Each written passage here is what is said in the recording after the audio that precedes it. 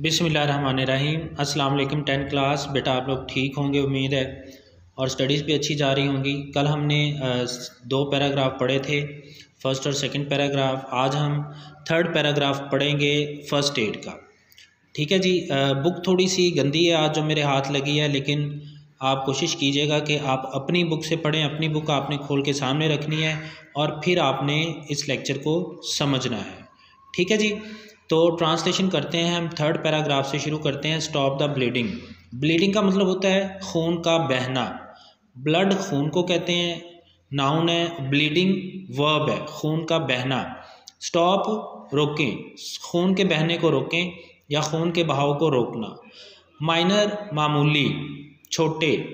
Cuts ज़ख़म। And scraps और खराशें।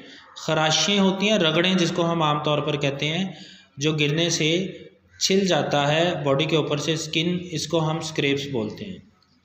Minor cuts and scraps, मामूली ज़ख़म और खराशों की सूरत में यूजुअली आमतौर पर, अमूमन आमतौर पर स्टॉप रुक जाती है ब्लीडिंग खून का बहना ऑन देयर ओन, खुद ब खुद। ठीक है जी। मामूली ज़ख्मों और ख़राशों की सूरत में आम तौर पर खून का बहना खुद ब खुद रुक जाता है। मामूली ज़ख्मों और ख़राशों की सूरत में आम तौर पर खून का बहाव या खून का बहना खुद ब खुद रुक जाता है। इफ़ दे डोंट, अगर ये ना रुकें। इफ़ दे डोंट, अगर ऐसा ना हो। अप्लाई, लगाएं, डालें। जेंटल, हल्का सा। प्रेशर, दबाओ। विद अ क्लीन क्लॉथ, एक साफ कपड़े और बैंडेज या पट्टी के साथ। अगर ये खून ना रुके तो साफ कपड़े या पट्टी के साथ हल्का सा दबाव डालें। यानी आपने एक साफ कपड़ा लेना है या एक पट्टी लेनी है और उसको तय करके ज़ख़म के ऊपर रख के हल्का सा दबाना है। होल्ड द प्रेशर, होल्ड बनाए रखें, डाले रखें। द प्रेशर, दबाओ। कंटिन्यूसली, लगातार। फॉर 20 to 30 सेकेंड्स, 20 से 30 सेकंड तक। 20 से 30 सेकंड तक मुसलसल इस दबाव को बनाए रखें। ठीक है जी। ये नहीं है कि आपने वो दबाना है, कपड़े के साथ ज़ख़म को दबाया है और उसी टाइम दबाव ख़त्म कर दिया है, नहीं। वो कहते हैं 20 to 30 सेकंड तक इस दबाव को डाले रखें। एंड और इफ़ पॉसिबल, अगर मुमकिन हो, एलिवेट, ऊपर उठा लें, बुलंद कर लें द वुंड, ज़ख़म को। और अगर मुमकिन हो तो ज़ख़म को ऊपर उठा लें, ऊंचा कर लें, बुलंद कर लें। इसका मतलब ये है कि अगर खुदा न खास्ता आपके हाथ पर कोई चोट लगी है और ब्लीडिंग हो रही है, तो अगर आप हाथ नीचे रखोगे तो ब्लड सर्कुलेशन उस तरफ जाएगी और खून का बहाव तेज़ हो जाएगा, यानी खून का बहना तेज़ हो जाएगा। लेकिन अगर आप हाथ को ऊपर उठा लेंगे तो ब्लड सर्कुलेशन कम होगी उस तरफ और खून बहने में कमी वाक़या हो जाएगी या खून बहना बंद हो जाएगा। ठीक है जी।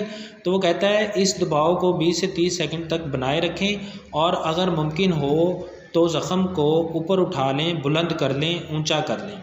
डोंट कीप चेकिंग, और ये मुआयना मत करते रहें। डोंट कीप चेकिंग, मुआयना मत करते रहें। टू सी, ये देखने के लिए, इफ़ द ब्लीडिंग है स्टॉप्ड, कि क्या खून बहना रुक चुका है। यानी जब आपने वो कपड़ा या पट्टी जो है वो ज़ख़म के ऊपर रखी है दबाव बनाने के लिए, वो कहता है उसको बार बार उठा के ये मत चेक करें कि क्या खून का बहना रुक गया है। बिकॉज, क्योंकि दिस में डैमेज, ये डैमेज कर सकता है। डैमेज का मतलब नुकसान पहुंचाना, और डिसलॉज या उतार देना, उतर जाना। द क्लॉट, क्लॉट कहते हैं खून का लोथड़ा। दैट इज़ फॉर्मिंग, जो वहाँ बन रहा है। ठीक है। जब ज़ख़म होता है और खून बहना बंद हो जाता है तो ऊपर एक क्लॉट बनना शुरू हो जाता है। तो कहता है कि जब आप पट्टी या फिर साफ़ कपड़े से ज़ख़म के ऊपर दबाव डालें तो फिर ये मुआयना करने के लिए बार बार मत देखते रहें कि क्या खून बहना रुक चुका है, क्योंकि इससे खून का वो लोथड़ा जो वहाँ बन रहा है वो ख़राब हो सकता है या वहाँ से उतर सकता है। And cause bleeding to resume, and cause और बाइस बन सकता है ब्लीडिंग, खून का बहना, टू रिज्यूम, दोबारा शुरू होना, और खून का बहना दोबारा शुरू हो सकता है। समझ आ गई है बात की। यानी जब आपने ज़ख़म पर कपड़े या पट्टी से दबाव डाला है तो उसको 20 से 30 सेकंड तक उस दबाव को बना के रखें डाल के रखें दबाव को, और ये मुआयना करने के लिए बार बार मत देखते रहें कि क्या खून का बहना रुक चुका है, क्योंकि इससे वहाँ पर जो खून का क्लॉट लोथड़ा बन रहा है वो ख़राब हो सकता है या उतर सकता है और खून का बहना दोबारा शुरू हो सकता है। इफ़ ब्लड स्पर्ट्स, अगर खून एकदम से निकले, स्पर्ट्स का मतलब है जाँ फिशानी से, तेज़ी से, और कंटिन्यूस या लगातार फ्लोइंग बहता रहे, अगर खून एकदम से निकले या लगातार बहता रहे, आफ्टर कंटिन्यूस प्रेशर, लगातार दबाव के बाद भी, अगर लगातार दबाव के बाद भी खून लगातार बहता रहे, सीक मेडिकल असिस्टेंस, तो फिर सीक हासिल करें मेडिकल तिब्बी असिस्टेंस, मदद, तिब्बी मदद हासिल करें। तिब्बी मदद हासिल करने से मुराद ये है कि अपने डॉक्टर से रुजू करें। ठीक है, तो कहता है अगर मुसलसल दबाव के बाद भी खून तेज़ी से फूटता है या लगातार बहता रहता है तो तिब्बी मदद हासिल करें। ठीक है जी। उसके बाद है क्लीन द वूंड, ज़ख़म को साफ़ करें। Rinse out the wound, rinse out का मतलब होता है धोना, बहते हुए पानी में किसी चीज़ को जो जब हम वॉश करते हैं उसको कहते हैं rinse out. Rinse out the wound, ज़ख़म को धो लें विद क्लीन वाटर, साफ़ पानी के साथ, साफ़ पानी के साथ ज़ख़म को धो लें। टू क्लीन, साफ़ करने के लिए, द एरिया, जगह, अराउंड द वूंड, ज़ख़म के इर्द गिर्द, ज़ख़म के इर्द गिर्द की जगह को साफ़ करने के लिए यूज़ सोप, इस्तेमाल करें साबुन का, एंड ए वॉश क्लॉथ, और धुले हुए कपड़े का। ठीक है, ज़ख़म के इर्द गिर्द की जगह को साफ़ करने के लिए साबुन और साफ़ कपड़े का इस्तेमाल करें।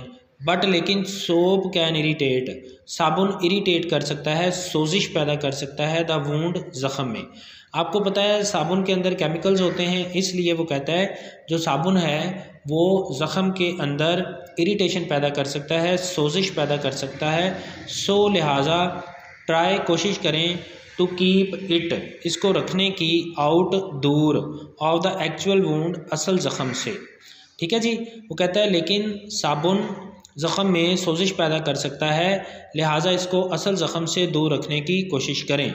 लेकिन साबुन ज़ख़म में सोजिश पैदा कर सकता है, इसलिए इसको असल ज़ख़म से दूर रखने की कोशिश करें। इफ़ डर्ट और डेब्रिज, अगर डर्ट मट्टी और डेब्रिज या कचरा, अगर मट्टी या कचरा रिमेन्स रह जाए इन द वूंड, ज़ख़म में, आफ्टर वॉशिंग, धोने के बाद, अगर धोने के बाद भी ज़ख़म में मट्टी या कचरा रह जाए, यूज़ ट्वीज़र्स, तो ट्वीज़र्स का इस्तेमाल करें। ट्वीज़र्स मोचने को कहते हैं या चिमटी को मोचने का इस्तेमाल करें।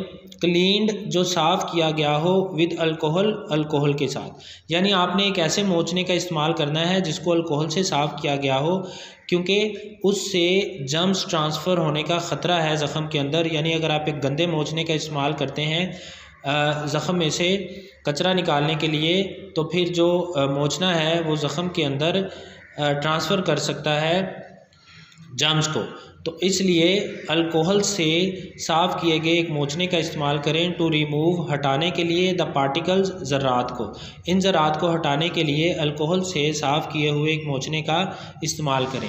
इफ़ डेब्रिज स्टिल रिमेन्स, अगर कचरा फिर भी रह जाए, इफ़ डेब्रिज स्टिल रिमेन्स, अगर फिर भी कचरा रह जाए, सी योर डॉक्टर, तो अपने डॉक्टर से रुजू करें। ठीक है जी। अगर फिर भी कचरा ज़ख़म में रह जाए, इसके बावजूद कि आपने ट्वीज़र से उसको निकालने की कोशिश की, इसके बावजूद अगर कचरा ज़ख़म में रह जाए, इफ़ डेब्रिज स्टिल रिमेन्स, अगर कचरा फिर भी रह जाए, सी योर डॉक्टर, तो अपने डॉक्टर से रुजू करें।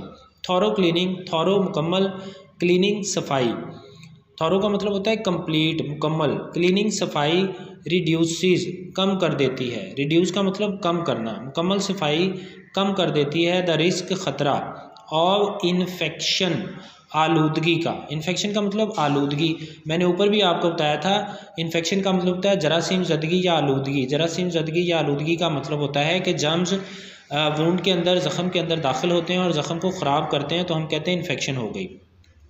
तो मुकम्मल सफाई कम कर देती है आलूदगी। एंड टेटनस, टेटनस का मतलब होता है तशन्नुज, तशन्नुज,